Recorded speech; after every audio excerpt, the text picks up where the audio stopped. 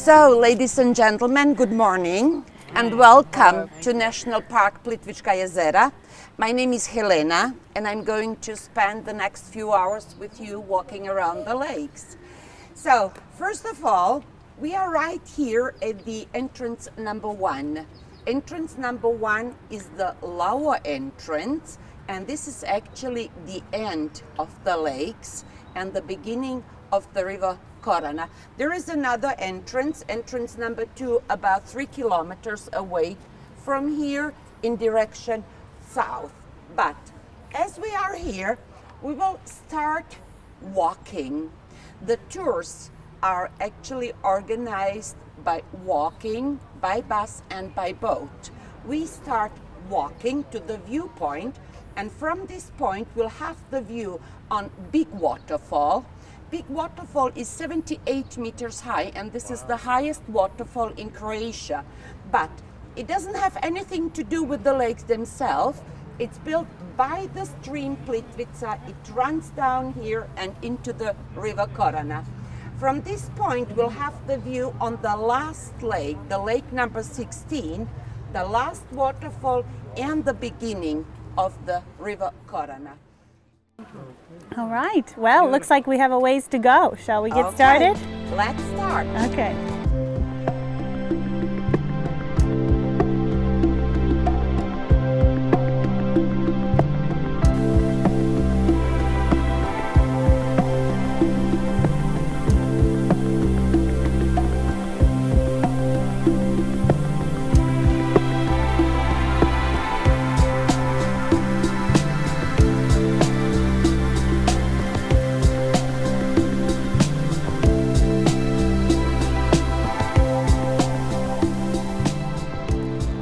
Ready?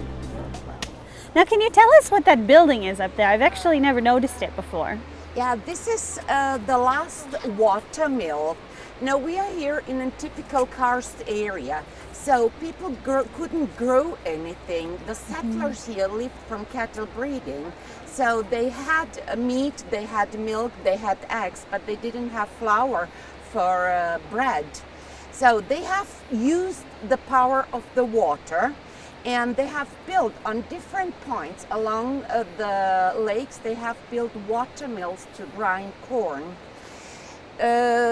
Farmers all over this region, they have brought their maize, their wheat, everything. They let it grind here, and the owner of the mill usually took 10% as payment.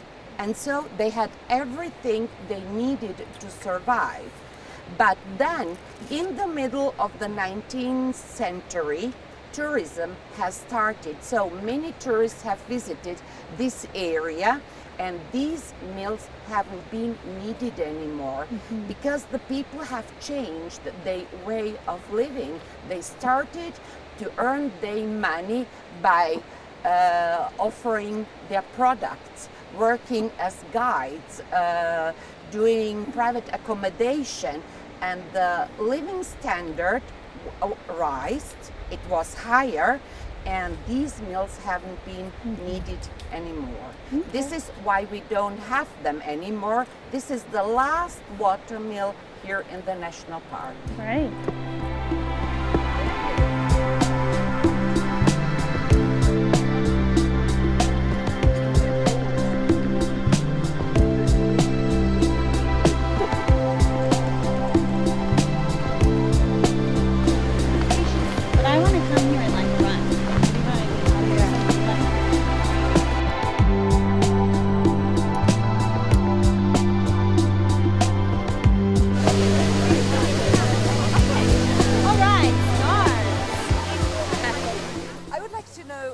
I know we had a little chat about this earlier, but what actually forms these waterfalls? What actually made these waterfalls happen?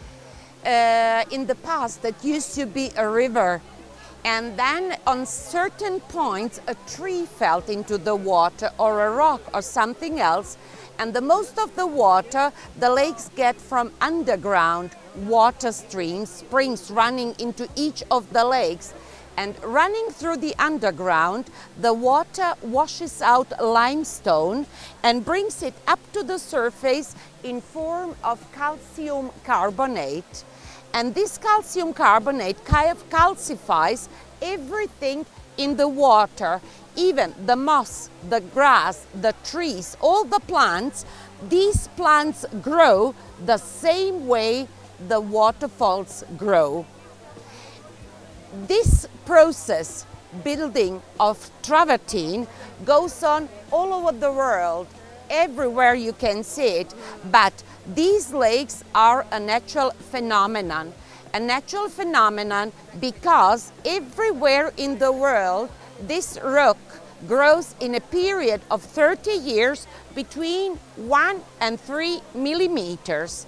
But the barriers in Plitvice Lakes, they grow in the same period of time, in 30 years, not 3 millimeters, but between 30 and 90 centimeters. And this is what makes them unique in the whole world.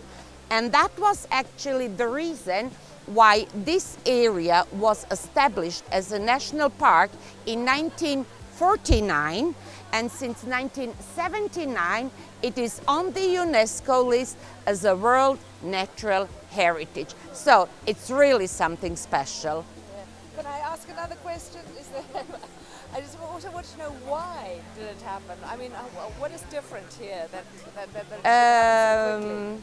This is an ideal biodynamic system where all the conditions like temperature of the water, the speed the water runs, the moss, the grass, the bacteria, the algae, they are in an ideal relation one to each other, and the result is this very, very fast growing process. Can you tell us how high is this waterfall here behind us? The waterfall behind us, the big waterfall, is 78 meters high, and this is the highest waterfall in Croatia. But this waterfall doesn't have anything to do with the lakes themselves. It doesn't even touch the lakes. It's built by the stream Plitvica, runs down here and directly into the river Korana. And during the winter, the lakes and the waterfalls freeze. However, the park is open all year around, but only a few visitors see the lakes actually frozen. And the winter, it's a different world. It's completely different. It's like in a fairy tale because everything seems to be dead. Yes, it definitely is. But looking through the waterfall, you see movement, you see life behind the ice. Looking through the ice on the frozen lake, you see green below. So green is again life. So I would say spring, summer and autumn are for the eyes, but the winter is for the soul, definitely. Oh, that's powerful stuff. No, it's really something special and it's perfect. The winter is perfect. Yeah, you all have to come back and see the frozen lakes. It's really, what I just said is nothing, is zero. When you see the original, when you are there, you feel different. You definitely feel different.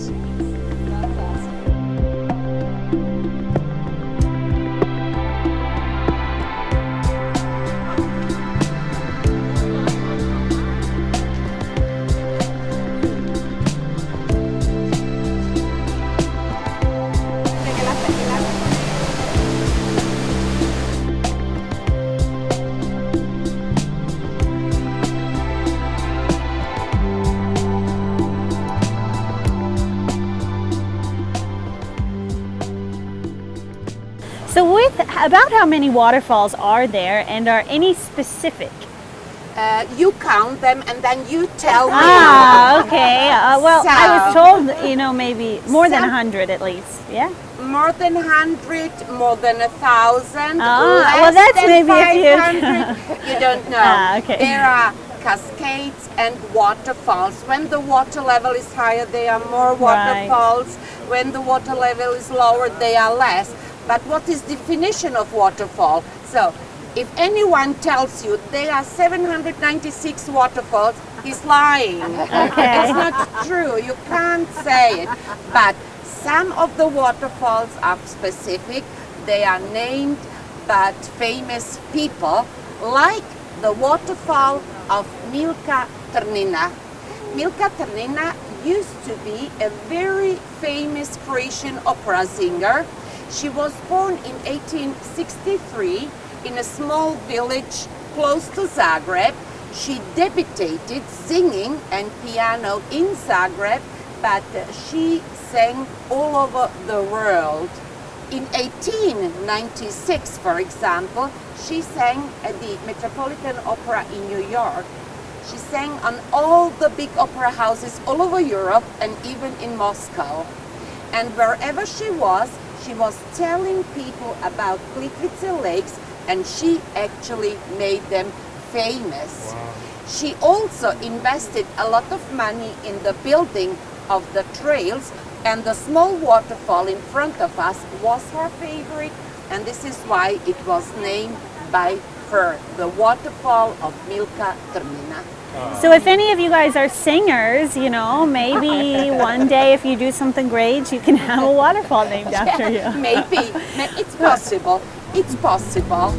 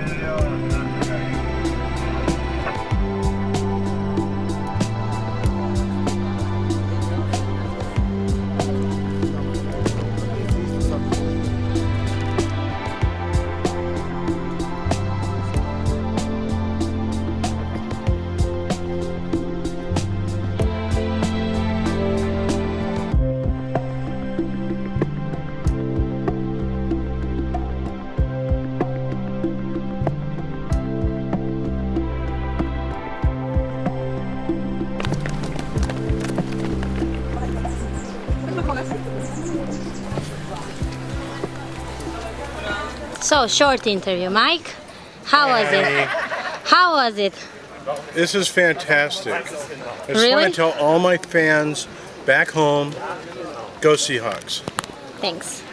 Anna? Really beautiful. Beautiful.